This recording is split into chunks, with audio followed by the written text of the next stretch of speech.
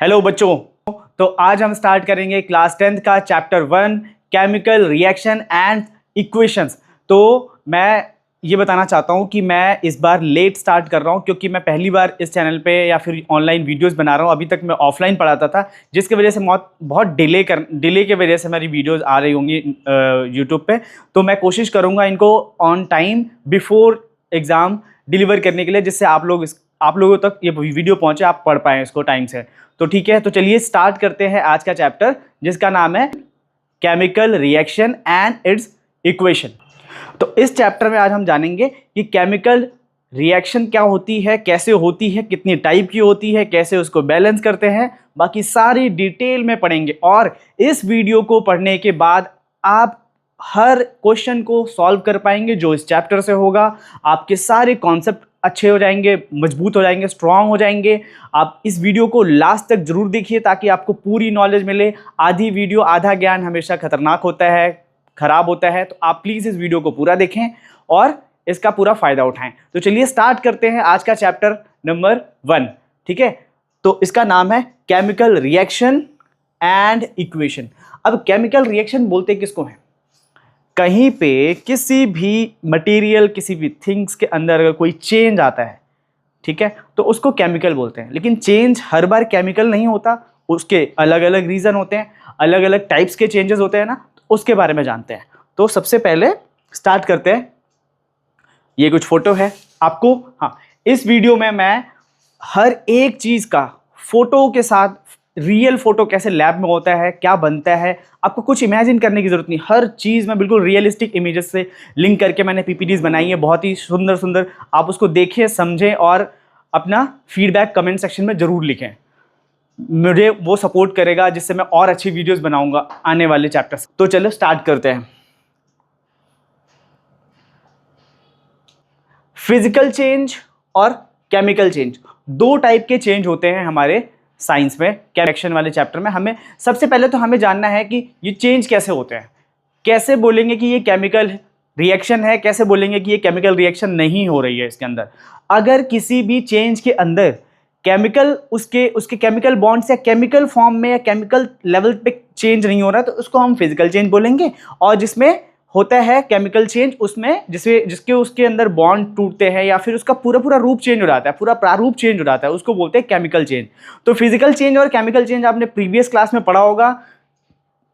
जो physical change होता है उसमें सिर्फ फॉर्म बदलता है, स्टेट बदलता है, बट एक्चुअल जो उनके बॉन्ड है केमिकल लेवल पे वो वही रहते हैं। और केमिकल में पूरी केमिकल प्रॉपर्टी चेंज हो जाती है। तो चलिए इसकी डेफिनेशन देख लेते हैं। जैसे इसको आप देख रहे होंगे, ये वाटर है, ये आइस है। आइस पिघल करके क्या बन रहा है? वाटर। अगर इसको और धूप लगेगी तो ये क्या होगा? धीरे धीरे इवेपोरेट होना हो जाएगा। ठीक है, इवेपोरेट हो जाएगा। तो इसका मतलब इसकी स्टेट चेंज हो रही है, 3 स्टेट अलग अलग हो रही है, बट क्या वो उसके नेचर को चेंज कर पा रहे रहेगा? तो वो फिर भी H2O ही। फिर आगे, original substance retain its nature and identity, composition unchanged, only physical property change होती है इसकी, सिर्फ इसका स्टेट चेंज होता है। एग्जाम्पल में evaporation of water, dissolution of salt, melting of ice, ये सारे एग्जाम्पल कैसे हैं? फिजिकल चेंज के। तो चलिए आप थोड़ा स्पीड में पढ़ते हैं। केमिकल चेंज, केमिकल चेंज में जो ओरिजिनल सब्सटेंस होता है ये अपनी प्रॉपर्टी अपने प्रीवियस नेचर से चेंज कर लेता है। जैसे ये लकड़ी है, ये लकड़ी अगर जल गई, जलने के बाद ये लकड़ी क्या हो रही है? राख बन रही है। तो क्या वापस वो लकड़ी बन सकती है? नहीं बन सकती। तो वो केमिकल चेंज हो गया। क्या एक बार दूध से हमने दही बनाई तो क्या वापस दही से हम दूध बना सकते हैं? नहीं, क्योंकि उसके अंदर लैक्टोबैसिलस आए और उसको चेंज कर दिया उसका रूप। ठीक है, उसका जो एक्चुअल ओरिजिनलिटी है वो चेंज हो गई। यहाँ पे क्या हम पानी से वापस बर्फ बना सकते हैं? तो हाँ, बना सकते हैं। जब बना सकते हो तो ये कैसा चेंज है? Physical change. जो रिवर्सिबल होता है वो फिजिकल चेंज होता है। ठीक है, एक एग्जाम्पल ऐसा है जिसमें दोनों होते हैं, वो है अपना कैंडल। बर्निंग ऑफ कैंडल आपने क्लास 8 में भी पढ़ा होगा। बर्निंग ऑफ कैंडल, आप बोल सकते हो कि जब कैंडल होता है ऐसे, ये ऐसे जल रहा है कैंडल, तो यहां से कैंडल ऐसे ऐसे पिघल पिघल के गिरता है ना, गिरता है ऐसे। तो ये जो कैंडल यहां पे इकट्ठा होता है ऐसे पिघलने के बाद, तो ये तो फिजिकल चेंज हुआ, क्योंकि कैंडल जलने के बाद वापस से कैंडल के फॉर्म में वैक्स बन जाता है। लेकिन यहां पे कुछ कुछ कैंडल ना, वैक्स जो है धीरे धीरे खत्म होता रहता है, जो इवेपोरेट होता है। ठीक है, वेपराइज हो जाता है। तो इसका मतलब क्या है? ये वाला हो गया केमिकल चेंज, और ये जो यहां पे इकट्ठा हो रहा है ये हो गया फिजिकल चेंज। तो बर्निंग ऑफ कैंडल दोनों चेंज करता है, फिजिकल और केमिकल। आगे देखते हैं अब मैं इस चैप्टर में पूरा डिस्कस कर दूं कि इस चैप्टर में हमें क्या क्या पढ़ना है और हर एक चीज उसका रोड मैप, उसका माइंड मैप, जो भी बोल लो इसको आप, वो पूरा है। तो देखो केमिकल चेंज में क्या होता है, chemical reaction and it's equation में हमें क्या क्या पढ़ना है। सबसे पहले तो केमिकल रिएक्शन कोई नहीं जानता, हम मानते हैं कि हमें कुछ नहीं पता है, वहां से स्टार्ट करते हैं, जीरो से स्टार्ट करते हैं, ठीक है। तो केमिकल रिएक्शन में सबसे पहले हमें पता है कि ये पता है कि हाइड्रोजन प्लस ऑक्सीजन क्या बनाते हैं, वाटर। हमें ये पता है कि हाइड्रोजन और ऑक्सीजन का यूज करके हम वाटर बनाते हैं, बट ये नहीं पता नहीं कि इसकी केमिकल कैसे सिंबल का यूज करते हैं, ये सारी चीजें। तो हम सबसे पहले हम क्या करेंगे, लैंग्वेज फॉर्म में देखेंगे। लैंग्वेज फॉर्म के बाद हम देखेंगे उसको सिंबल फॉर्म में। इस रिएक्शन को किस फॉर्म में देखेंगे, सिंबल फॉर्म में। फिर सिंबल के बाद हम उसको दो पार्ट में करेंगे, एक तो स्केलेटन इक्वेशन को अनबैलेंस देखेंगे, फिर बैलेंस करेंगे उसको, ठीक है। मतलब ये है आपका बैलेंसिंग वाला पार्ट, आप बैलेंस करना सीखेंगे। फिर reaction, the energy, evolution and absorption of energy. Energy में देखेंगे कि रिएक्शन कितने टाइप की है on the basis of energy release and energy take, ठीक है। तो एक्सोथर्मिक और एंडोथर्मिक होती है, इसके बारे में पढ़ेंगे। फिर आता है उसके टाइप्स, रिएक्शन कितनी टाइप्स की होती हैं, उसमें आता है combination reaction, decomposition reaction, displacement, double displacement और ऑक्सीडेशन रिडक्शन। अब डिकम्पोजिशन में 3 टाइप की, थर्मल, इलेक्ट्रिकल और फोटो। इन्हीं में से पेपर में आता है, सीबीएसई बोर्ड इनमें से ही बारीकियों से क्वेश्चन उठाता है। यहाँ पे देखिए ऑक्सीडेशन रिडक्शन रिएक्शन, इसमें कोरोजन और रेंसिडिटी, इतना कुछ पढ़ना है हमें। आने इस पूरी वीडियो को अगर आपने देख लिया तो आप सारे क्वेश्चन कर ले जाओगे बहुत आराम से। चलो देखते हैं। हाँ, अब उसका एक समझ लेते हैं कि जो टाइप ऑफ रिएक्शन है ना, पहले वहां से स्टार्ट करते हैं। जो टाइप ऑफ रिएक्शन में हम देखेंगे कि कॉम्बिनेशन का मतलब होता है कंबाइन करना, कोई दो चीज कंबाइन हो रही है। तो ये क्या हो गया, अगर ये कोई एटम है और ये कोई एटम है तो ये दोनों आपस में क्या हो रहे हैं, कंबाइन हो रहे हैं। तो ये कॉम्बिनेशन रिएक्शन में मैं एक विजुअल्स दे रहा हूं जिससे आपके माइंड में क्लियर रहे, याद रहे, पता रहे, आप उसको समझ पाओ। डिकम्पोज होने का मतलब टूटना, क्या होता है, टूटना। तो ये टूट रहा है। फिर डिस्प्लेसमेंट मतलब डिस्प्लेस कर रहा है, अब ये आएगा यहां पे एडजस्ट हो जाएगा और शायद इसको या इसको किसी एक को हटा देगा, डिस्प्लेस कर देगा उसके प्लेस से, ठीक। फिर आता है डबल डिस्प्लेसमेंट। डबल डिस्प्लेसमेंट का मतलब है कि ये इस डिस्प्लेसमेंट में आप देखो, डबल डिस्प्लेसमेंट में क्या होता है, ये दो अलग अलग होते हैं, ठीक है, अलग अलग एटम्स होते हैं और दो अलग अलग आएंगे, ये आपस में डिस्प्लेस कर लेते हैं एक दूसरे को। एक दूसरे के पास जो एटम होता है उसको डिस्प्लेस करके आपस में कह सकते हो कि अपने अपने एटम को स्वैप कर लेते हैं। जो उसके पास होता है वो उसके पास चला जाता है, जो उसके पास है वो उसके पास। अभी देख लेंगे, इसको डिटेल में देखेंगे। फिर आता है ऑक्सीडेशन रिडक्शन रिएक्शन, ठीक है। ऑक्सीडेशन हो और रिडक्शन हो, इस रिएक्शन को देखेंगे जहां पे ऑक्सीजन जुड़ता है, जहां से हाइड्रोजन निकलता है, जहां पे हाइड्रोजन जुड़ता है ऑक्सीजन निकलता है, ये सारी चीजें पढ़ेंगे इसमें। फिर आता है नेक्स्ट, इसमें है कि change in physical, change in colour और इवोल्यूशन ऑफ गैस। सबसे पहले हम केमिकल रिएक्शन बोलेंगे किसको, व्हाट इज केमिकल रिएक्शन, या हम कब बोलेंगे कि यहाँ पे केमिकल चेंज हो रहा है या फिर केमिकल रिएक्शन है।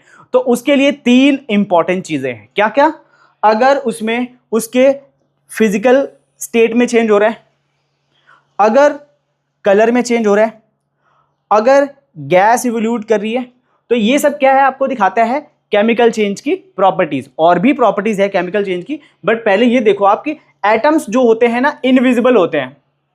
एटम्स कैसे होते हैं, इनविजिबल। और एटम्स इनविजिबल होते हैं, बट हम क्या एक एटम को देख सकते हैं वो क्या एक्टिविटी कर रहा है, हम देख सकते हैं इवेपोरेट हो रहा है, कलर चेंज हो रहा है, क्या हो रहा है, नहीं। तो हमें बहुत सारे एटम एक साथ उनके बिहेवियर को ऑब्जर्व करेंगे तो हमें पता चलेगा कि यहाँ पे चेंज हो रहा है। जैसे ये लिक्विड बन रहा है, लिक्विड से कुछ कुछ वेपर भी बन रहा है। फिर यहाँ पे ये इंक है, ठीक है, पानी के अंदर इंक गई, इंक हर एक वाटर मॉलिक्यूल के साथ बॉन्ड करके अपना कलर शो कर रहा है। यहाँ पे ये वाटर क्या हो रहा है, गैस निकाल रहा है। जैसे ये इसका अगर मान लो यहाँ पे गैस होगी तो वाटर बबल के फॉर्म में गैस को बाहर रिलीज कर रहा है यहाँ से, ठीक। फिर आगे देखो, आगे है इवोल्यूशन ऑफ गैस। फिर से वही चीज कि इवोल्यूशन ऑफ गैस, एक चीज इंपॉर्टेंट नोट करो, evolution of gas, change of colour और चेंज ऑफ स्टेट की अगर रिएक्शन पूछता है स्कूल में एग्जाम में कि कोई एक रिएक्शन बताओ, तो आपको ये बतानी है। अगर इवोल्यूशन ऑफ गैस की रिएक्शन पूछे तो जिंक प्लस H2SO4, जब भी जिंक में H2SO4 के अंदर जब जिंक मिलाते हैं तो ZnSO4 जिंक सल्फेट और हाइड्रोजन गैस रिलीज होती है। यहां से जो गैस निकल रही है वो H2 गैस है। कौन सी गैस, H2 गैस। फिर आता है रेड, लेड को येलो लेड। ये बहुत इंपॉर्टेंट रिएक्शन है, ये सीबीएसई की सबसे इंपॉर्टेंट रिएक्शन है। ये कई बार पूछी जाती है आपके प्री बोर्ड में भी, आपके फाइनल बोर्ड में भी। क्या होता है, PB3O4 टूटता है PB और O2 में तो येलो कलर का हो जाता है। फिर आता है H2+O2 गिव्स वाटर, मतलब चेंज इन स्टेट। ये दो गैस है, क्या बन गई, लिक्विड बन गई ना। ठीक, अब आगे देखते हैं आगे क्या होता है। वर्ड इक्वेशन को कैसे रिप्रेजेंट करना है, क्या करना है, वर्ड इक्वेशन को कैसे रिप्रेजेंट करना है। वर्ड इक्वेशन क्या होती है, अगर लिखा है हमने जिंक में सल्फ्यूरिक एसिड मिलाया तो क्या बनता है, ये नीचे जिंक सल्फेट और प्लस हाइड्रोजन। तो इसका मतलब जितने रिएक्टेंट होंगे उतना ही प्रोडक्ट बनेगा। ठीक है, जितना रिएक्टेंट उतना ही प्रोडक्ट। अभी देखते हैं इसको क्या है, जिंक प्लस H2SO4। अब यहां पे तो हमने वर्ड फॉर्म में पढ़ा, ये कैसी है, वर्ड इक्वेशन। कैसी इक्वेशन है, वर्ड में बोला हमने, शब्दों में बोला। अब उसको हम लोग सिंबल के फॉर्म में देखेंगे। जिंक को क्या लिख सकते हैं, Zn। सल्फ्यूरिक एसिड को क्या लिख सकते हैं, H2SO4। अब इन्होंने क्या बनाया था, जिंक सल्फेट, तो ZnSO4, और ये क्या है, हाइड्रोजन, तो ये क्या बन गया, H2। ठीक है, अब आगे देखते हैं, अगली रिएक्शन की तरफ बढ़ते हैं। हाँ, अब इसमें देखो, जो अभी हमने रिएक्शन पीछे पढ़ी ना, जिसमें जिंक और H2SO4 डाल रहे थे, तो देखो ये है जिंक, ये छोटा छोटा आपको दिख रहा है, ये है जिंक। जिंक को जब इन्होंने H2SO4 में डाला, H2SO4 में, तो ये क्या करेगा, बबल के फॉर्म में क्या रिलीज करेगा, यहां से क्या रिलीज करेगा, H2 गैस। क्या रिलीज करेगा, H2 गैस, और इसके अंदर क्या बन जाएगा, ZnSO4 बन जाएगा। तो ये ध्यान से देखना, ठीक है। इसमें क्या क्या चेंज होता है, रिएक्टेंट ऐड किया इन्होंने जिंक ग्रैन्युअल्स को combine with dilute hydrochloric acid और सल्फ्यूरिक एसिड, HCl में मिलाओ चाहे H2SO4 में मिलाओ, दोनों के साथ वही काम होता है। ये भी इंपॉर्टेंट है। गैस कौन सी निकलती है, गैस यहां से निकलती है H2 vigorous bubbling. Vigorous bubbling का मतलब बहुत तेजी से बुलबुले निकलते हैं इसमें से, ठीक है, और वो बुलबुले इस पाइप के थ्रू बाहर निकल जाते हैं। ठीक है, ये पाइप एक्चुअली में यहां पे नहीं, पाइप यहां तक होना चाहिए, ये इमेज यहां तक, ताकि यहां से जो भी गैस निकले वो इस पाइप के थ्रू ऐसे करके बाहर निकल पाए। और यहाँ पे हम H2 गैस को कैसे पता करेंगे कि H2 गैस है, तो वहां पे अगर हमने लाइटर या फिर माचिस की तीली जला के उसके पास ले गए तो कैसी साउंड आएगी, पॉप साउंड आएगी, ये आपको पढ़ाया गया होगा। फिर है थर्मल शिफ्ट। थर्मल शिफ्ट का मतलब है जब जिंक ग्रैन्युअल्स को HCl या फिर H2SO4 के अंदर मिलाएंगे तो ये कैसा होगा, ये हीट हो जाएगा। कैसा होगा, हीट हो जाएगा, जिसका मतलब थर्मल चेंज आएगा। ठीक, अगली रिएक्शन, अगला देखते हैं, अगला क्या है, हाँ वही चीज देखिए आप ध्यान से। ये टेस्ट ट्यूब है, टेस्ट ट्यूब के अंदर क्या डाला है, ये जिंक रखा है, जिंक का टुकड़ा, और इसके अंदर इन्होंने डाला H2SO4। H2SO4 क्या बन गया, हाइड्रोजन गैस निकल रही है। ये रिएक्शन है, अभी मैंने समझाई। आयरन के साथ भी यही होता है, ठीक है, आयरन होता है तो H2 सल्फाइड गैस बनाता है। ये याद रखना बच्चों, ये बहुत इंपॉर्टेंट है, ये रिएक्शन बहुत इंपॉर्टेंट है, वर्ड में आ जाती है या फिर आ जाएगी। इसको लिख के बताओ कि अगर या फिर FeS H2SO4 के साथ मिलाएं तो क्या बनेगा, FeSO4 प्लस H2S। फिर आगे अब ये है, इस रिएक्शन को हमने पढ़ लिया ना, इतनी सारी रिएक्शन हमने पढ़ी कि उसमें क्या मिलाएंगे तो क्या बनेगा। तो अभी इसको वर्ड फॉर्म में लिखो, वर्ड फॉर्म में लिखिए। अब आप इसको किस में लिखेंगे, सिंबल फॉर्म में। तो क्या लिखेंगे, Mg plus O2 gives MgO। कैसे, मैग्नीशियम का क्या होता है Mg, ऑक्सीजन को कैसे लिखते हैं O2, मैग्नीशियम ऑक्साइड को कैसे लिखेंगे MgO। क्या ये बैलेंस है, बैलेंस है, नहीं बैलेंस है। बैलेंस करने का मतलब क्या होता है, जितना रिएक्टेंट में उतना ही प्रोडक्ट में। अब रिएक्टेंट प्रोडक्ट क्या होता है, तो रिएक्टेंट इस एरो के पहले, ये जो भी लिखा है इस एरो के पहले, ये सब जितना भी है ये होता है रिएक्टेंट, रिएक्टेंट। और ये क्या होगा, ये है प्रोडक्ट। क्या है, प्रोडक्ट। ये रिएक्टेंट, वो प्रोडक्ट। अब एक बात बताओ, एरो के पहले कितने Mg हैं, 1 Mg है, यहां पे भी एक ही Mg है ना। यहां पे कितने ऑक्सीजन है, 2। यहां पे कितने ऑक्सीजन है, एक ऑक्सीजन है। अब बताओ यहां पे 2 ऑक्सीजन, वहां पे 1 ऑक्सीजन, क्या रिएक्टेंट और प्रोडक्ट आपस में बराबर हैं? नहीं है ना बराबर। तो क्या करेंगे, यहां पे अगर हमने 2 लिखा, 2 से मल्टीप्लाई किया तो ऑक्सीजन हो गया 2, लेकिन Mg के साथ भी 2 हो गया, Mg भी 2 हो गया। तो क्या करेंगे, यहां पे 2 से मल्टीप्लाई करेंगे। अब चेक करेंगे, Mg 2, ऑक्सीजन 2, ऑक्सीजन 2, तो ये हो गया बैलेंस। समझ गए? आगे बढ़ते हैं। हाँ, स्टेट रिएक्टेंट क्या होता है, जब रिएक्टेंट ना रिएक्ट करने से पहले ऐसे होते हैं उसके एटम अलग अलग अलग अलग, ठीक है, जितने अलग अलग एटम्स होते हैं, अलग अलग चीजों के एटम्स होते हैं, वो ऐसे होते हैं। केमिकल रिएक्शन के ड्यूरिंग इनके बॉन्ड आपस में टूटते हैं एक दूसरे के, और फिर लास्ट में जब ये प्रोडक्ट बनाते हैं तो कुछ एक सही तरीके से अरेंज वे में आ जाते हैं, एक नया प्रोडक्ट बना के दिखाते हैं। फिर समझते हैं आगे। हाँ, सेम वही चीज, total mass of reactant is always equal to total mass of product, जो अभी हमने इस रिएक्शन में करा है, इसमें ये, ठीक है। टोटल जितना मास इधर है उतना ही मास उसका उधर होगा। मास, एटॉमिक मास पढ़ा होगा आपने 9th क्लास में। आगे बढ़ते हैं।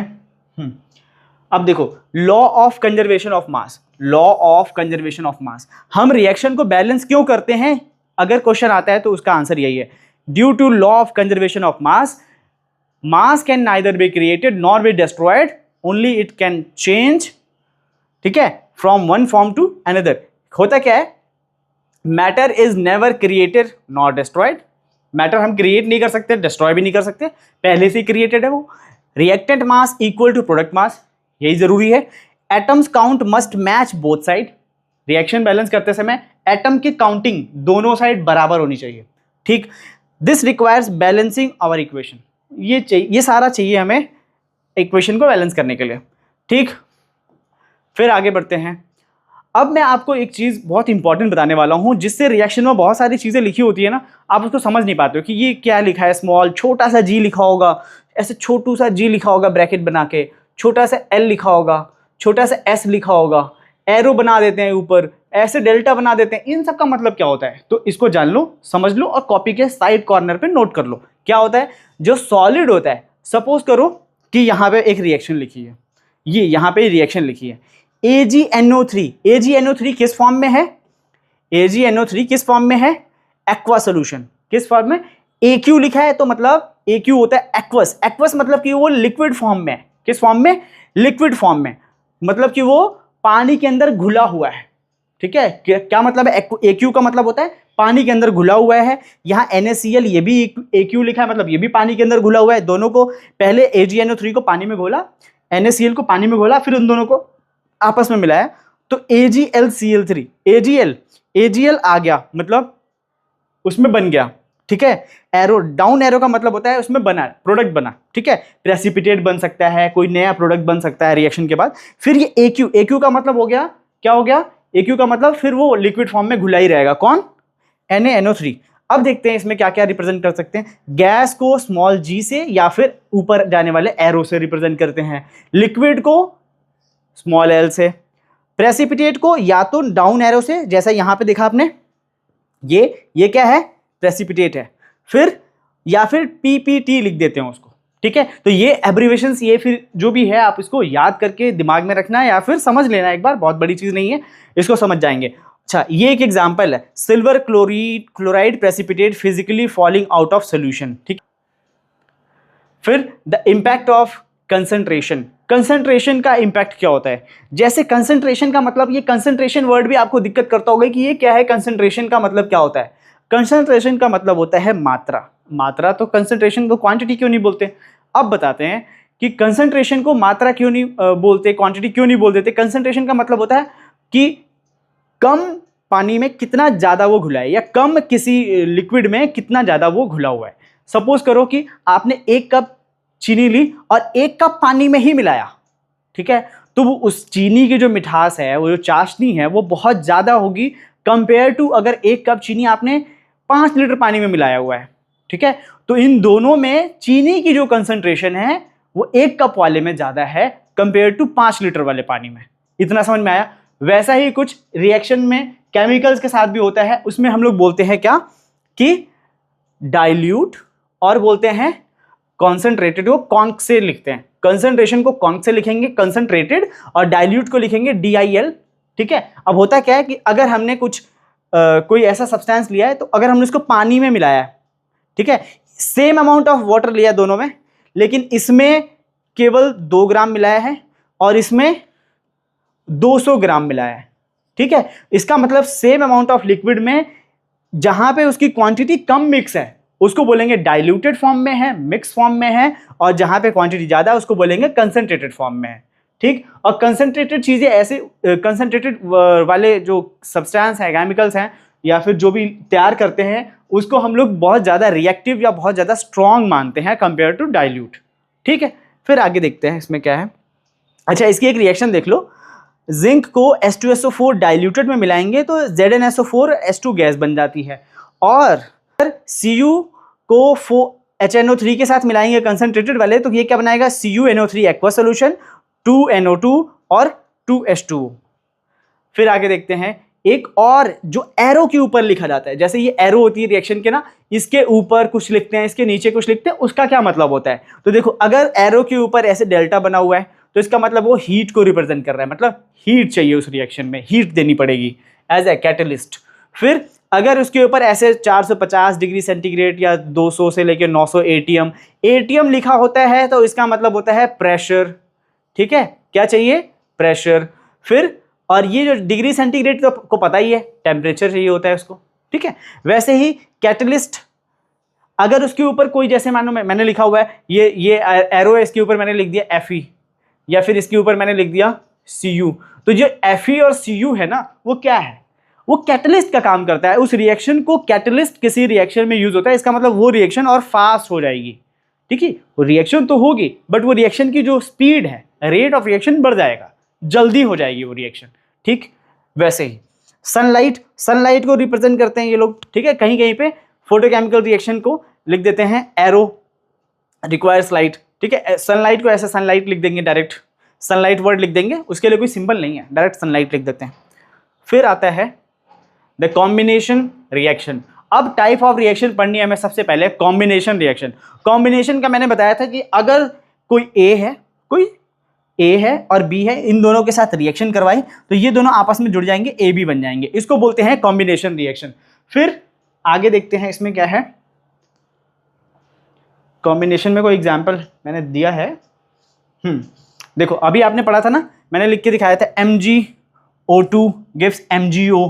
क्या ये बैलेंस था? नहीं बैलेंस था, हमने बैलेंस किया 2 यहाँ पे मल्टीप्लाई करके और 2 यहाँ पे, अब क्या हो गया, ये बैलेंस्ड हो गया। दूसरी बात, ये केमिकल रिएक्शन किसकी एग्जांपल है, कॉम्बिनेशन।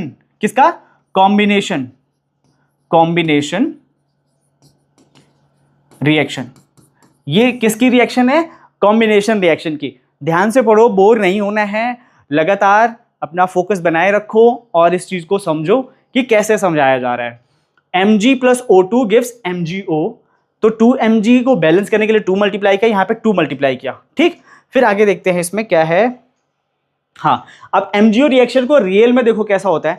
जब ये मैग्नीशियम है ना, मैग्नीशियम रिबन जैसा कुछ है, इसको हम जब जलाते हैं ना तो बहुत, जैसे वेल्डिंग करते समय आपने देखा किसी शॉप पे अगर वेल्डिंग के काम हो रहा है तो कैसे चिंगारी निकलती है, बहुत ज़्यादा शाइनी सी, वैसे ही कुछ ये शाइन करता है। और ये होता क्या है कि उस ड्यूरिंग में ऑक्सीजन से रिएक्ट कर ले रहा है। क्या करता है, जब जलेगा तो ऑक्सीजन के प्रेजेंस में जलेगा, तो ऑक्सीजन से रिएक्ट करके ये क्या बनाते थे, MgO। हाँ, ये है फेज चेंज। ये कैसी रिएक्शन है, फेज चेंज की रिएक्शन है, जो कि कॉम्बिनेशन रिएक्शन का एग्जांपल है, और ये बड़े इंपॉर्टेंट है। क्या है, इंपॉर्टेंट है, जिसमें क्या होता है, फेज शिफ्ट या फेज चेंज। कैसे, ये रिएक्शन ना गैस से लिक्विड फॉर्म बन जाती है। देखो तो कैसे, CO गैस होती है, H2 भी गैस होती है, और इन दोनों को मिलाओ तो क्या बनता है, CH3OH। ठीक है, कार्बन मोनोऑक्साइड और hydrogen gases react under a high pressure to form liquid methyl alcohol. ये बहुत इंपॉर्टेंट रिएक्शन है, मैं बता रहा हूं, इससे पेपर में आने के चांसेस बहुत ज्यादा हैं। ठीक है, हालांकि ये बुक में नहीं होगी शायद, बट इसके आने के चांसेस हैं, इसको आप ध्यान से देख कर जाना। दूसरा, गैस टू सॉलिड। अब गैस से सॉलिड कैसे बनता है, अगर हम अमोनिया को रिएक्ट करवाएं हाइड्रोजन क्लोराइड गैस के साथ, तो क्या बनेगा वो, ammonium chloride, solid ammonium chloride, मतलब सॉलिड फॉर्म में बनेगा। NH3 react with HCl gives NH4Cl at a room temperature. Temperature का मतलब अगर टेम्परेचर उसमें नहीं चाहिए तो हम रूम टेम्परेचर लिख देते हैं उसको एब्रीविएशन में, ठीक। तो ये है, अगर कार्बन मोनोऑक्साइड और हाइड्रोजन गैस को रिएक्ट कराते हो तो कुछ ऐसा बनता है लैब में, ऐसा दिखता है विजुअल्स। और अगर इन्होंने अमोनिया को रिएक्ट कराया हाइड्रोजन क्लोराइड के साथ तो ये क्या बन जाता है, सॉलिड अमोनियम क्लोराइड बन जाता है, जो कि इस फॉर्म में दिखता है। आगे देखते चलो, बहुत अच्छी अच्छी स्लाइड्स बनाई है मैंने समझाने के लिए। अब इसमें देख लो कि types of chemical elements combination, elemental combination बोल सकते हो कि टाइप्स ऑफ केमिकल कॉम्बिनेशन कैसे हो सकता है। एक तो सनलाइट की प्रेजेंस में हाइड्रोजन प्लस क्लोराइड मिलके HCl बना देते हैं, ये भी रिएक्शन। फिर हीट की प्रेजेंस में आयरन सल्फर Fe और S मिलके FeS बना देते हैं। फिर आता है कॉम्बिनेशन रिएक्शन, कॉम्बिनेशन में बर्निंग में कार्बन और ऑक्सीजन मिलके क्या बनाते हैं, CO2। ये भी पता है आपको, बहुत छोटी छोटी रिएक्शन है, बहुत काम की है। हाइड्रोजन और ऑक्सीजन मिलके क्या बनाते हैं, H2O बनाते हैं। आगे देखो, हाँ, अब आता है डीकम्पोजिशन। डीकम्पोजिशन का बहुत सही एग्जाम्पल है समझने के लिए, कोई चीज टूट जाना, ब्रेक कर जाना, ठीक है। कोई चीज के बीच में अगर बॉन्ड है, वो बॉन्ड टूट गया तो इसका मतलब क्या है, वो डीकम्पोज हो रहा है, डीकम्पोजिशन के फॉर्म में चला गया वो, ठीक है। Decomposition is a breakup. Breakup का मतलब है कि यहाँ पे कोई चीज टूट गई, ठीक है, टूट जाना उस चीज का। जैसे अगर ए है यहाँ पे, ये कोई अकेला है, या फिर ऐसा बॉन्ड है इसके बीच में कि ये एक ही दिखता है, ठीक है, दिखता नहीं कि इसमें और भी लोग हैं, 2-4 और है, नहीं, ये कैसा है, एक है। अगर जब ये टूटता है तो टूटने के लिए कोई भी चीज आपको तोड़नी है तो फोर्स लगाना पड़ेगा, हीट करना पड़ेगा, जलाना पड़ेगा, फोड़ना पड़ेगा, तोड़ना पड़ेगा, कुछ भी करना पड़ सकता है। तो ए को जब हम required energy input, heat, electricity और लाइट, इन तीनों माध्यम से हम किसी भी केमिकल फॉर्मूले को, केमिकल बॉन्ड्स को तोड़ सकते हैं। तो इनमें से कोई एक चीज यूज करेंगे और उसको बी और सी के फॉर्म में तोड़ देंगे। बी और सी मिलके ए बना रहे थे, अब जब ए को तोड़ा तो बी और सी बने। इसका एग्जांपल देखेंगे कैसे, देखो, one compound splits into simple substances, उसको हम क्या बोलेंगे, डीकम्पोजिशन। और इसमें होता क्या है, एक कंपाउंड होगा कोई एक, जब डिकम्पोज होगा तो 2 या 2 से ज्यादा चीजों में टूटेगा, इसको बोलते हैं डिकम्पोज होना। अपने कोई भी एक कंपाउंड है, उसके अंदर जितने भी और एटम्स मिले वो सारे उस फॉर्म में टूट गया, या नए नए अलग अलग कंपाउंड्स में टूट गया, उसको बोलते हैं।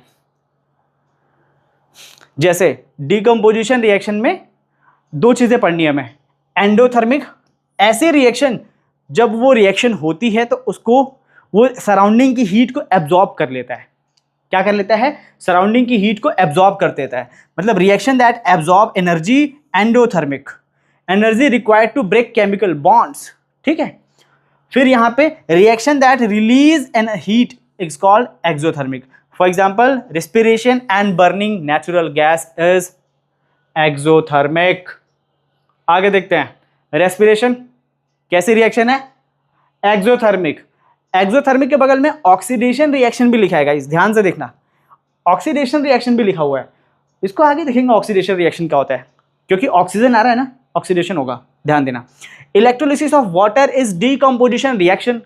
इलेक्ट्रोलिसिस ऑफ वाटर, वाटर के अंदर इलेक्ट्रोलिसिस करेंगे तो हाइड्रोजन और ऑक्सीजन अलग अलग होगा, तो उसको बोलते हैं डीकम्पोज कर दिया इलेक्ट्रिसिटी से। Hydrogen to oxygen mole ratio is 2:1। अच्छा ये बताओ, ये H2O है, इसके अंदर हाइड्रोजन 2 है और ऑक्सीजन 1 है, तो जब ये टूटेंगे तो अगर मैं बोलूं कि यहां पे एक ये रखा हुआ है बीकर ऐसे ऐसे, और अगर मैं एक हाइड्रोजन बॉन्ड को, एक H2O को तोड़ूं तो यहां पे इतनी हाइड्रोजन बनेगी, तो ये 2 हाइड्रोजन 2 बनी और यहाँ पे 1 ऑक्सीजन बनेगी। इसका मतलब ये जब इतना बनेगा तो ऑक्सीजन आधा बनेगा, जितना हाइड्रोजन बनेगा उसका ठीक आधी क्वांटिटी में ऑक्सीजन बनेगा। आगे एंडोथर्मिक रिएक्शन और एक्सोथर्मिक रिएक्शन। एंडोथर्मिक रिएक्शन का मतलब होता है वही अभी समझा था हमने, इसका एग्जांपल देख लो। N2 गैस है, ऑक्सीजन गैस है, प्लस हीट, इनको हीट चाहिए होता है, हीट ले लेंगे सराउंडिंग से और 2NO बनाएंगे, मतलब NO बनाएंगे। फिर ऐसे ही अगर कोई रिएक्शन होती है जिससे हीट निकलती है बाहर, तो क्या है वो carbon plus oxygen CO2 plus heat, वो हीट दे देता है इन्वायरमेंट में, उसको बोलते हैं एक्सोथर्मिक रिएक्शन। फिर अगली रिएक्शन है, एग्जाम्पल है उसका कि अगर डिकम्पोजिशन, थर्मल डिकम्पोजिशन, कौन सा डिकम्पोजिशन देखेंगे, थर्मल, बाय इंटेंस हीटिंग, उसको बहुत हीट किया। सबसे पहले आप जब लैब में जाओगे, आपको लैब में टीचर्स लेके जाते हैं तो देखो वहां पे एक फेरस सल्फेट का क्रिस्टल मिलेगा आपको। जब फेरस सल्फेट के क्रिस्टल को, वो ग्रीन ग्रीन कलर का होता है, ठीक है, जब फेरस सल्फेट के क्रिस्टल को आप हीट करोगे तो हीट होने के बाद वो कैसा बन जाता है, रेड ब्राउन ऑक्साइड। कैसा बन जाता है, रेडिश ब्राउन कलर का ऑक्साइड हो जाता है। हीट कर रहे हो ना आप, ठीक है। Heating green ferrous sulphate changes its chemical state, it turns into a red brown colour. ये इंपॉर्टेंट रिएक्शन है, अभी मैं इसकी रिएक्शन भी दिखा देता हूं। Limestone also exhibit the thermal breakdown turning into quicklime. इसकी रिएक्शन भी देखेंगे आगे, तो चलो इसको देखो आप, इसमें ये रिएक्शन जरूर नोट कर लेना आप, ठीक है। अभी मैंने जो बताया था ये रिएक्शन आपको नोट करनी है, जो अभी मैंने समझाया। क्या क्या समझाया, thermal decomposition by heating, intense heating. अभी हमने बोला था ना कि फेरस सल्फेट जब हीट करेंगे तो क्या टूटेगा, ये रेड ब्राउन कलर के फॉर्म में टूट जाएगा, ठीक है। SO2 और SO3 अलग, ये भी इंपॉर्टेंट रिएक्शन के फॉर्म में आपके एनसीईआरटी में दी हुई है, देखा होगा ना। चलो आगे क्विक लाइम वाला देख लेते हैं। क्विक लाइम वाला, अगर लाइमस्टोन को कन्वर्ट करते हैं जब क्विक लाइम में, तो इसमें भी हीट चाहिए होती है। तो CaCO3 को हीट करेंगे तो CaO और CO2 में चेंज हो जाता है, ठीक। ऐसे ही लेड नाइट्रेट ब्रेक डाउन करता है, तो ये भी एक इंपॉर्टेंट रिएक्शन है। 3 रिएक्शन में बता रहा हूं, तीनों ही बहुत इंपॉर्टेंट है और ये पेपर में याद करके लिख लेना भाई। देखो PbNO3O2 twice plus heat PbO plus NO2O2, ठीक है। तो ये याद रखना, लेड नाइट्रेट जब टूटता है तो वो नाइट्रोजन डाइऑक्साइड बनाता है, यही इसका मेन प्रोडक्ट है। यहां पे इसका ये मेन प्रोडक्ट है, ठीक। आगे splitting bond by the electricity का यूज करके हम लोग क्या करते हैं, इलेक्ट्रिसिटी का यूज करके क्या करते हैं, अभी मैंने बताया था डिकम्पोज करने का काम करते हैं ना। इलेक्ट्रिसिटी कम करने का मतलब, इलेक्ट्रिसिटी से क्या करेंगे, हम डिकम्पोज करते हैं। इलेक्ट्रिसिटी से डिकम्पोज करने के लिए हमारे पास ना एक बीकर होता है जिसके अंदर हम कुछ ऐसा अरेंजमेंट करते हैं। आगे है शायद, मैंने लगाया हुआ है कि नहीं PPT, हाँ ऐसा। अभी आपको बताता हूँ, देखो कैथोड रिएक्शन होती है, कैथोड पे hydrogen collect at the cathode पे हाइड्रोजन कलेक्ट होता है, एनोड पे ऑक्सीजन कलेक्ट होगा ऑक्सीजन गैस। और ये रिएक्शन कुछ ऐसी होती है, decomposition triggered by the passing electricity. अगर पानी के अंदर इलेक्ट्रिसिटी पास करेंगे तो क्या होगा, H2O H2 और O2 गैस में चेंज हो जाएगा। फिर इसकी एक रिएक्शन देख लेते हैं। हाँ, ये है कुछ अरेंजमेंट, इसको बहुत ध्यान से समझना। इसको बच्चे अक्सर सोचते हैं कि बहुत ज़्यादा हार्ड है, कुछ हार्ड नहीं है, ध्यान से सुनो, मैं समझाता हूँ। 6 वोल्ट की बैटरी लगाई, स्विच लगाया, ये किया। अब एक बीकर लिया, बीकर के अंदर, इस बीकर के अंदर क्या किया है इन्होंने, ये जो रबर के स्टॉपर लगा रखे हैं ना, ये बोल सकते हो, स्टॉपर नहीं है सॉरी, ये रबर के इलेक्ट्रोड्स हैं, ठीक है। और ये जो नीचे है ना, ये वाली चीज़ लगी है, ये स्टॉपर है कि पानी वहाँ से नीचे से लीक ना कर जाए, ठीक है ना।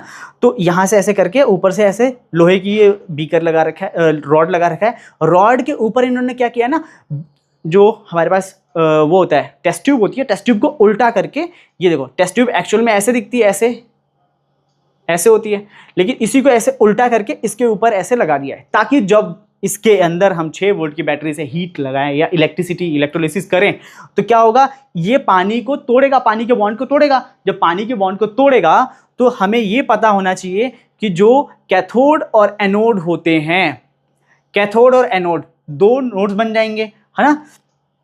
जब 2 नोड्स बन जाएंगे तो वहां पे हमें ये पता होना चाहिए कि जब पानी ना टूटता है, अभी मैंने देखा कि पानी जब टूटता है तो हाइड्रोजन और ऑक्सीजन बनता है, तो हमेशा याद रखना हाइड्रोजन और ऑक्सीजन बनता है। और जो हाइड्रोजन और ऑक्सीजन बनता है ना, इसमें इन्होंने गड़बड़ कर दिया है, ऑक्सीजन कम बनेगा और हाइड्रोजन ज़्यादा बनता है, ये इतना गैप रहता है, ठीक है। हाइड्रोजन हमेशा ज़्यादा बनता है और ऑक्सीजन हमेशा कम बनता है, क्योंकि उनके जो रेशियो होते हैं वो 2:1 के फॉर्म में होता है। फिर उसकी एक रिएक्शन है, उसको देख लो, उसकी रिएक्शन है यहाँ पे ये reaction H2O gives H2 plus O2। ठीक, आगे decomposition carried out by direct sunlight. अब डिकम्पोजिशन फोटो इलेक्ट्रिक भी होता है ना, मतलब सन की रोशनी से भी कुछ रिएक्शंस हो जाती हैं, उसमें से ही एक है हमारे पास AgCl। सनलाइट की प्रेजेंस में Ag और Cl2 अलग अलग हो जाता है। ये याद रखना, बड़ी बार पूछा गया है कि बताओ ब्लैक एंड व्हाइट फोटोग्राफी में कौन सी रिएक्शन या फिर क्या यूज होता है, तो AgCl यूज होता है। क्या यूज होता है? AgCl, सिल्वर क्लोराइड बोलते हैं इसको। क्या बोलते हैं? Silver chloride. इसके लिए एक एग्जाम्पल है ये देखो आप, एक और एग्जाम्पल, एक तो आपने ये देख लिया, एक आपने सिल्वर क्लोराइड देख लिया, दूसरा सिल्वर ब्रोमाइड भी होता है। ठीक है, ये भी Ag और Br2 में अलग अलग हो जाता है। यहाँ पे एक और रिएक्शन है AgCl, सनलाइट की प्रेजेंस में Ag और Cl2 अलग अलग हो जाता है। ये दोनों ही रिएक्शन फोटो सनलाइट से होती है, फोटो रिएक्शन बोल सकते हो इनको। अगला सिंगल डिस्प्लेसमेंट और डबल डिस्प्लेसमेंट। आ गया डिस्प्लेसमेंट का काम। सिंगल डिस्प्लेसमेंट का मतलब क्या होता है कि अगर किसी के पास यहाँ पे 2 बॉन्ड है, मतलब 2 एटम्स हैं, ये अकेला है, ये जब इनके साथ रिएक्ट करेगा ना तो क्या करेगा, इन दोनों में से किसी एक को अपने पास ले आएगा।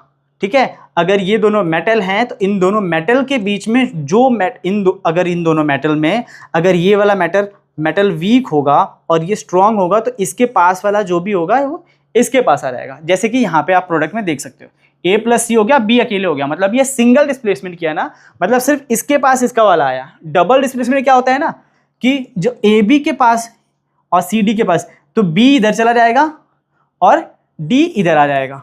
समझ गए? तो इसको बोलते हैं डबल डिस्प्लेसमेंट। 2 बार डिस्प्लेसमेंट हुआ ना, यहाँ पे इसका उसके पास, उसका इसके पास, यहाँ पे सिर्फ इसका वाला इसके पास आया है, तो ये single displacement, double displacement. Single displacement वैसे कोई वर्ड होता नहीं है, सिर्फ डिस्प्लेसमेंट वर्ड से जानते हैं। ठीक है, चलो अच्छा, इसकी एक एग्जांपल है, रिएक्शन देख लो। FeCuSO4 gives FeSO4 plus Cu। ठीक है, और है Na2SO4 plus BaCl2 BaSO4 white precipitate बनाता है और NaCl। अक्सर, बार बार, हमेशा नहीं बोल रहा हूं, अक्सर ऐसा होता है कि जो डबल डिस्प्लेसमेंट रिएक्शन होती है उसमें प्रेसिपिटेट बनते हैं। जैसे यहाँ पे व्हाइट कलर का प्रेसिपिटेट आपको बनता हुआ दिखेगा, ये क्या है? BaSO4 का प्रेसिपिटेट है, जो किस कलर का होता है? White PPT. आगे मैं नोट करा दूंगा इसको। अब देखो होता क्या है डिस्प्लेसमेंट में, आयरन है, कॉपर और सल्फेट। होता क्या है कि कॉपर जो है आयरन से क्या करता है? कम डिस्प्लेसमेंट, कम रिएक्टिव है। ठीक है, तो कॉपर के पास जो सल्फेट होता है, कॉपर के पास जो सल्फेट होता है वो आयरन डिस्प्लेस कर लेता है। क्या करता है? डिस्प्लेस करके अपने पास ले लेता है। जैसे इनकी रिएक्शन होती है, सल्फेट इसके पास आ जाता है, कॉपर अलग रह जाता है, तो आयरन सल्फेट बन जाता है और कॉपर अलग हो जाता है। ठीक है, तो इसमें लिखा है इन्होंने, इन ए सिंगल डिस्प्लेसमेंट या displacement more reactive element displaces a less reactive element. जो ज्यादा रिएक्टिव होगा वो लेस रिएक्टिव एलिमेंट को डिस्प्लेस कर देगा, हटा देगा। भाई जो स्ट्रांग होगा वो कमजोर को हटा देगा। वैसे ही रिएक्शन में भी होता है, kicking the weaker element from the solution, निकाल देगा। Example, iron displaces the copper from its salt, इसको सॉल्ट फॉर्म बोलते हैं। Zinc also displace copper easily, zinc भी और आयरन भी दोनों कॉपर को डिस्प्लेस कर देते हैं। ठीक, अब आगे देखते हैं ये रिएक्शन। अब देखो ये कॉपर सल्फेट का सोल्यूशन है। ठीक, दोनों सोल्यूशन कॉपर सल्फेट का है। होता क्या है, Fe को इसके अंदर डाल देते हैं, मतलब आयरन की नेल डाल दी। आयरन का नेल डालते ही ब्लू कॉपर सल्फेट सोल्यूशन किस फॉर्म में हो जाता है? ग्रीन लिक्विड में हो जाता है। ठीक है, जो ग्रीन लिक्विड है उसको क्या बोलते हैं? Iron sulphate. ठीक है, ग्रीन लिक्विड को क्या बोलते हैं? Iron sulphate. आगे देखते हैं। अच्छा, होता क्या है इस रिएक्शन में? होता क्या है, FeCuSO4 के साथ जब रिएक्ट करता है तो FeSO4 और Cu अलग अलग, मतलब Fe फेरस सल्फेट बन जाता है और कॉपर अलग छोड़ देते हैं, कॉपर को अलग रख देता है। फिर आगे देखो, डबल डिस्प्लेसमेंट की बात आ गई। डबल डिस्प्लेसमेंट में इस स्क्वायर के साथ ये सर्कल था ब्लू वाला, अभी यहाँ पे क्या है? रेड स्क्वायर के साथ येलो सरफेस। येलो ये है। अब ये यहाँ पे आ जाता है और ये वाला यहाँ चला जाता है, डबल डिस्प्लेसमेंट हो गया ना। अब होता क्या है कि अक्सर compound mutually exchange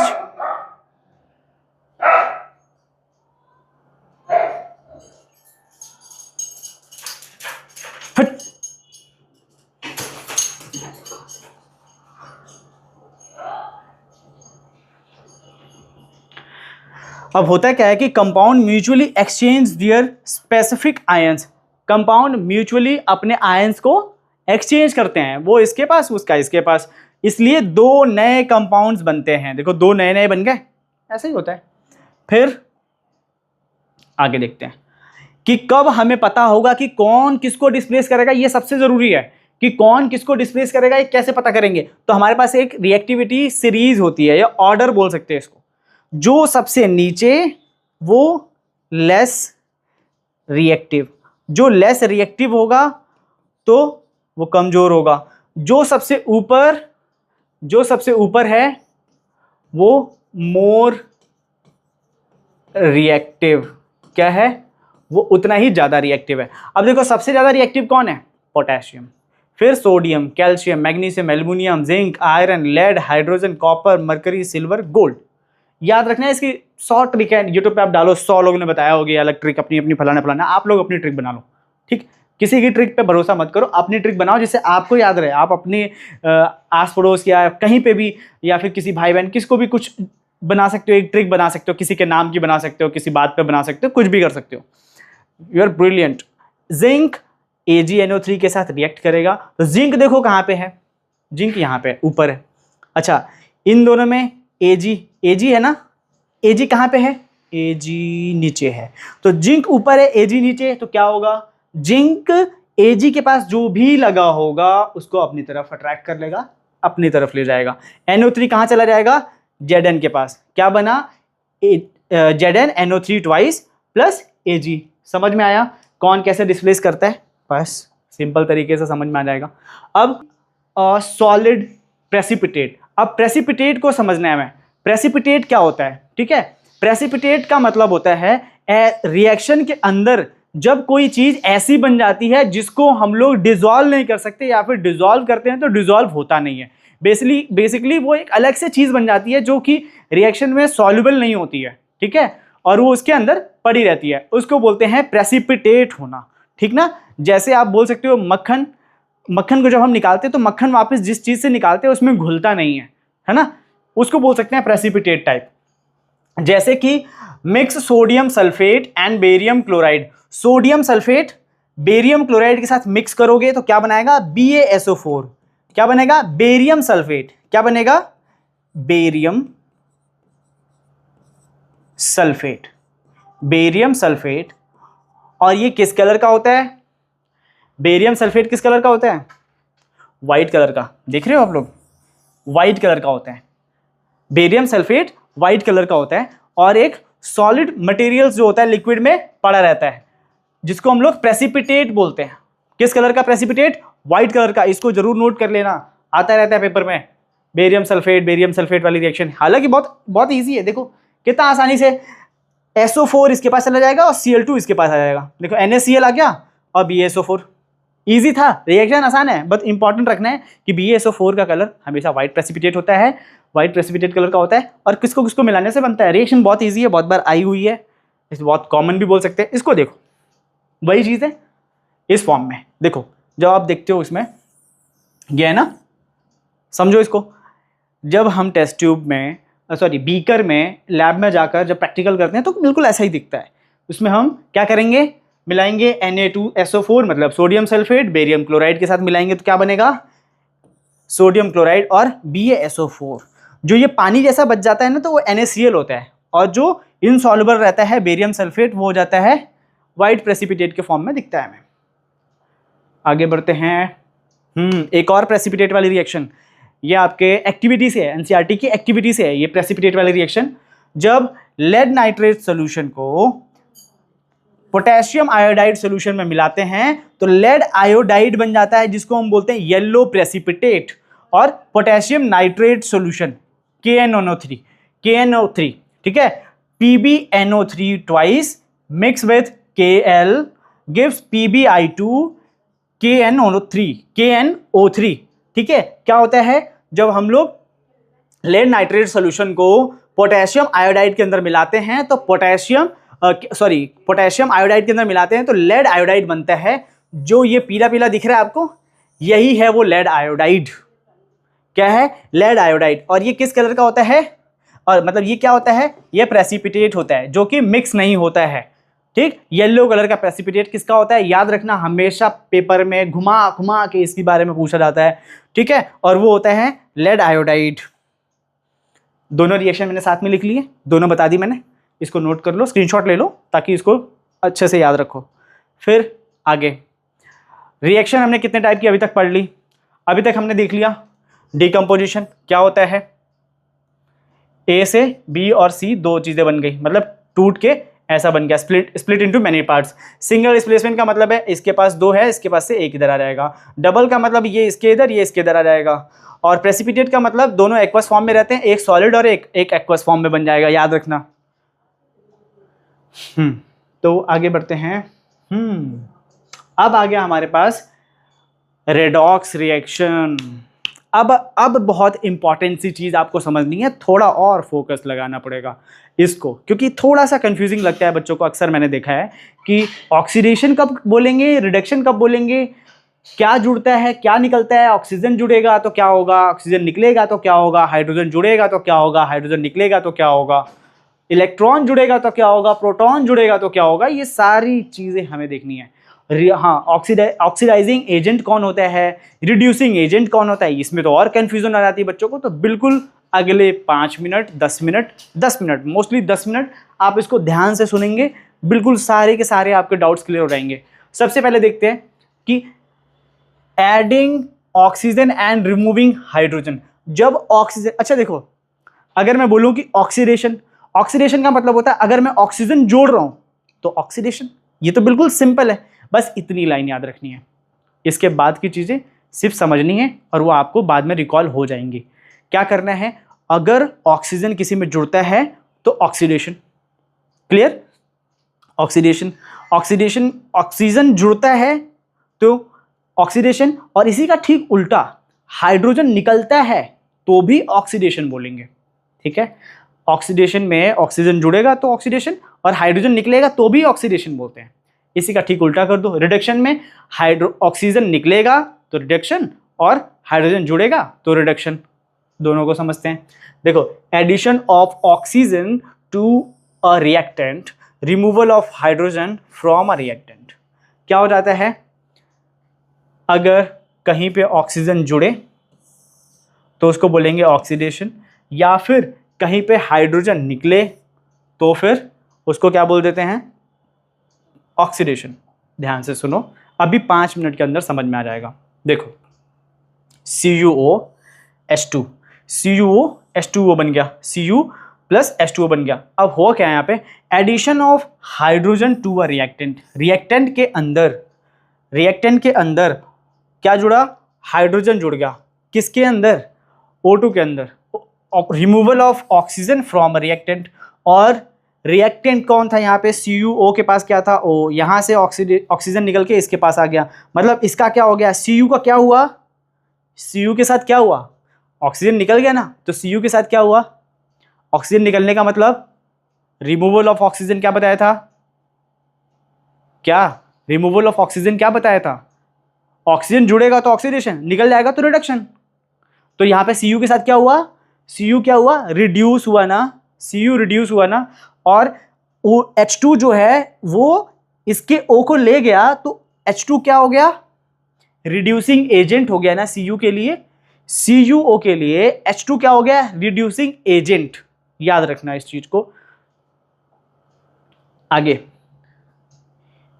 copper oxide is reduce to copper. Copper oxide reduce होके कॉपर बन गया। रिड्यूस मतलब ऑक्सीजन निकल गया, किसके पास चला गया, H2 के पास। इसका तो जो कॉपर CuO है उसका रिडक्शन हुआ, लेकिन जो H2 है उसका क्या हो गया, ऑक्सीडेशन। H2 के साथ कौन जुड़ गया, hydrogen is oxidised into water. Hydrogen को ऑक्सीडाइज किया तो वो क्या फॉर्म बन गया, वाटर बन गया, ठीक है। ये है रिएक्शन, सिंपल सी।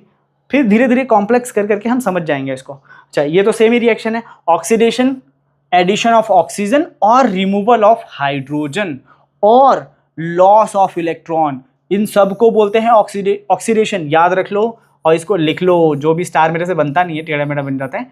इसको देखो, अगर ऑक्सीजन ऐड हुआ, ऑक्सीडेशन का मतलब ऑक्सीजन ऐड हुआ, या फिर हाइड्रोजन माइनस हुआ, या फिर इलेक्ट्रॉन माइनस हुआ, ये होता है तो क्या बन जाता है, ऑक्सीडेशन होता है। अब रिडक्शन कब होता है, रिमूवल ऑफ ऑक्सीजन, ऑक्सीजन निकलता है तो, एडिशन ऑफ हाइड्रोजन, हाइड्रोजन जुड़ता है तब, या फिर gain of electron, electron gain होता है तब।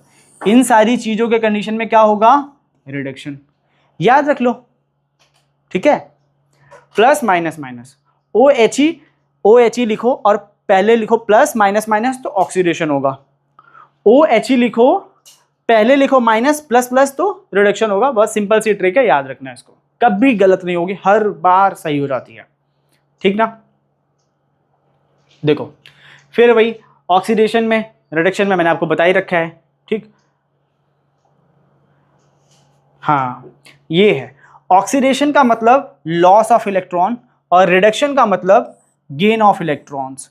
ये थोड़ा सा अलग कॉन्सेप्ट है। जैसे Cu है, Cu को हमने Cu2+ और 2 इलेक्ट्रॉन निकाल दिए इसको, तो ये क्या हो गया, इसका ऑक्सीडेशन हो गया। Loss of 2 electrons bye Cu ने 2 इलेक्ट्रॉन निकाल दिए तो कैसा बन गया, वो प्लस में बनेगा ना, Cu2+ और 2 इलेक्ट्रॉन बगल में रख दिए हमने साथ में, तो ये क्या हो गया, इलेक्ट्रॉन का लॉस हुआ। तो इसको भी किस फॉर्म में रखते हैं, ऑक्सीडेशन के फॉर्म में रखते हैं। ये भी देखो सीबीएसई इस बार ये पूछने के चांसेस ज्यादा है सीबीएसई के, क्योंकि अभी तक वो ही घिसे पिटे सवाल पूछता रहता है सीबीएसई। इस बार वो इस क्वेश्चंस पे जा सकता है, तो प्लीज इसको ध्यान से नोट कर लो, समझ लो। जैसे Fe2+ है, लॉस ऑफ 1 इलेक्ट्रॉन, Fe ने एक और इलेक्ट्रॉन निकाल दिया तो वो 3+ बनेगा। तो देखो एक इलेक्ट्रॉन निकल गया और Fe3+, यहाँ पे भी लॉस ऑफ इलेक्ट्रॉन हुआ है। जब लॉस ऑफ इलेक्ट्रॉन होगा तो क्या होगा, ऑक्सीडेशन। आगे आते हैं रिडक्शन। रिडक्शन में क्या होगा, गेन ऑफ इलेक्ट्रॉन। जैसे Cl2 क्लोरीन है, 2 इलेक्ट्रॉन इसने लिए तो Cl-, 2Cl- हो गया। अब इसने क्या किया, इलेक्ट्रॉन जब इसके पास आया तो नेगेटिव चार्ज हो गया ना, इसका मतलब इसने गेन ऑफ इलेक्ट्रॉन किया और ये क्या हो गया, रिड्यूस हो गया, रिडक्शन हो गया इसके साथ। ऐसे ही फेरिक आयन को देख लो, Fe3+ है, इसने एक इलेक्ट्रॉन ले लिया तो Fe2+ बन गया, मतलब क्या हो गया, रिड्यूस हो गया। इलेक्ट्रॉन मिला, रिड्यूस, इलेक्ट्रॉन निकाला, ऑक्सीडाइज। ठीक, आगे देखो। हाँ, ऑक्सीडाइजिंग एजेंट क्या होता है और रिड्यूसिंग एजेंट क्या होता है। ऑक्सीडाइजिंग एजेंट किसको बोलेंगे, रिड्यूसिंग एजेंट किसको बोलेंगे, आज तक का ये सबसे इंपॉर्टेंट क्वेश्चन रहा है। टीचर्स को पता है कि अब बच्चों को ये पता लगने लग गया है कि ऑक्सीडेशन क्या होता है, रिडक्शन क्या होता है, फिर वो नया क्वेश्चन पूछते हैं, बोलते बताओ ऑक्सीडेशन एजेंट क्या है और रिड्यूसिंग एजेंट क्या है। तो ऑक्सीडाइजिंग एजेंट और रिड्यूसिंग एजेंट को समझ लो ध्यान से। देखो 2 एटम है, ये अपना ऑक्सीजन इसको देगा, क्यों देगा, क्योंकि ये है और ये आया है इसका ऑक्सीजन लेने। जब ये इसका ऑक्सीजन लेने आया ना तो ये क्या हो गया, रिड्यूस हो रहा है ना ऑक्सीजन देने की वजह से इसको, तो जो ले रहा है वो इसके लिए क्या बन जाएगा, रिड्यूसिंग एजेंट। मतलब इसका ऑक्सीजन लेके भाग रहा है वो, तो ये इसके लिए रिड्यूस करने का काम कर रहा है ना इसको, तो ये हो गया रिड्यूसिंग। इसी का ठीक उल्टा ऑक्सीडाइजिंग एजेंट क्या होता है, जो अपने ऑक्सीजन दूसरे को दे दे। ठीक, चलो देखो, the chemical species which remove electrons from another species, जो इलेक्ट्रॉन या तो रिमूव करा है या तो ऑक्सीजन ले, वही बात। ठीक है, remove from another species the substance which bring about oxidation, जो ऑक्सीडेशन करवाता है उसको ऑक्सीडाइजिंग एजेंट कहते हैं, और जो रिडक्शन करवाता है उसको रिड्यूसिंग एजेंट। जैसे the substance which bring about the reduction of other substances simultaneously undergoing oxidation by losing electrons, और वो इलेक्ट्रॉन लूज करवा देता है, इसलिए उसको क्या बोलते हैं। अब देखो एविडेंस मतलब प्रूफ या फिर क्वेश्चन में Sn4+, 2 इलेक्ट्रॉन आए तो Sn2+, Sn4+ is the oxidising agent. Sn4+ क्या है यहाँ पे, ऑक्सीडाइजिंग एजेंट। F2+ 2 इलेक्ट्रॉन क्या बन गया, ये F2 is the oxidising agent.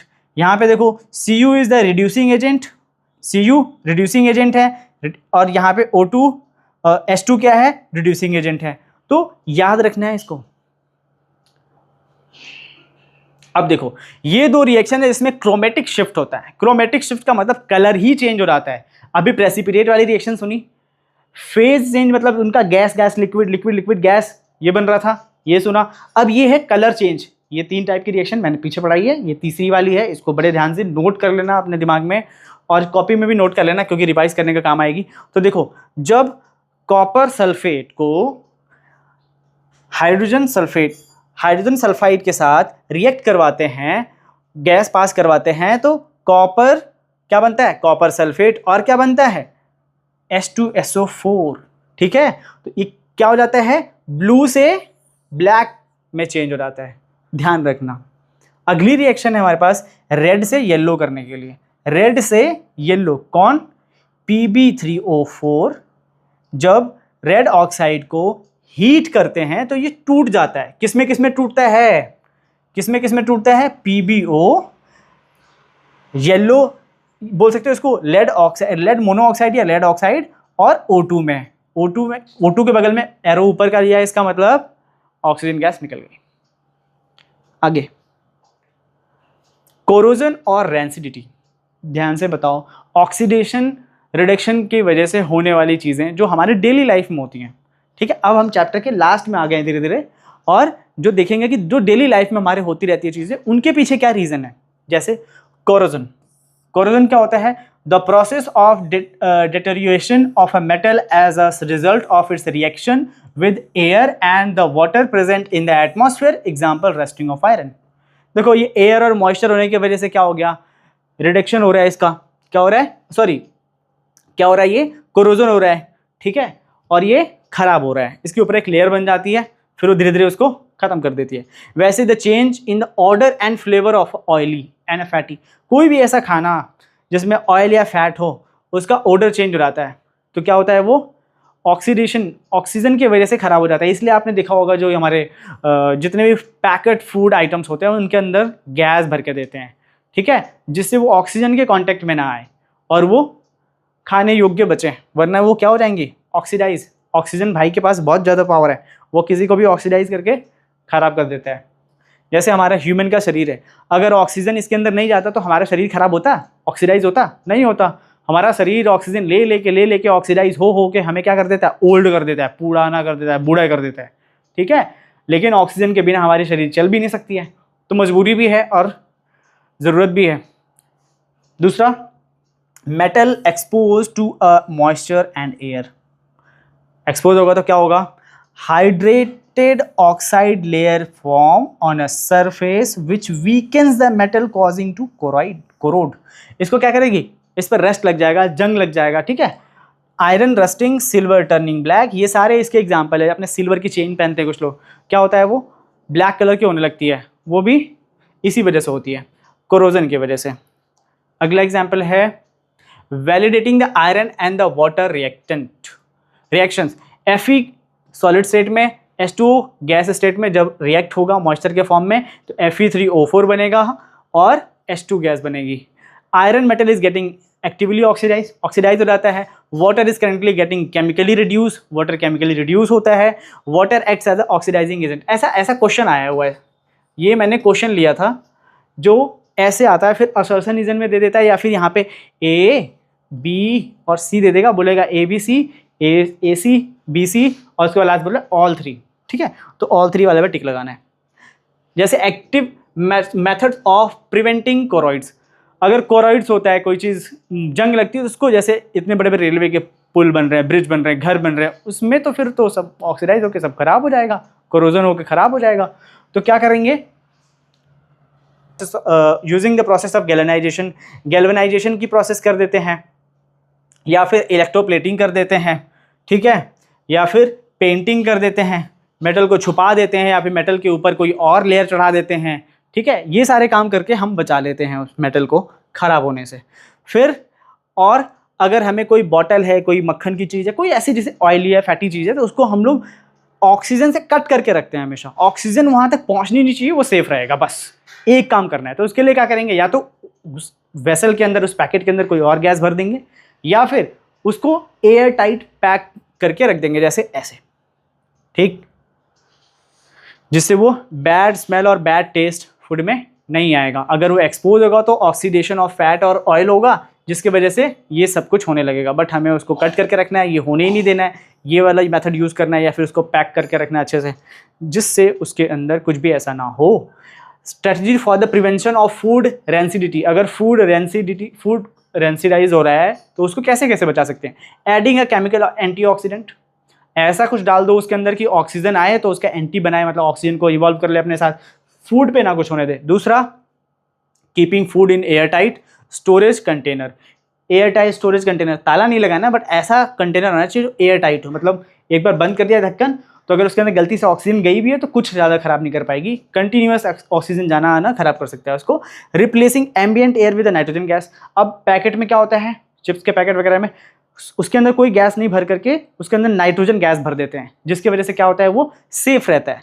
फिर टेम्परेचर कंट्रोल कर लेते हैं, या फिर टेम्परेचर उसका इतना कम कर दो तो भी नहीं वो खराब होता है, जैसे फ्रिज में खाना रख लेते हैं लोग, ठीक। ऐसे ही देखो, अगर ऑक्सीजन होता है तो क्या करता है, अगर हम दीवारों पे पेंट करते हैं CaCO3 तो shiny wall finish required calcium carbonate, तो ये क्या होता है, CO2 के साथ रिएक्ट करके कैसा बन जाता है, बिल्कुल शाइन करने लगता है।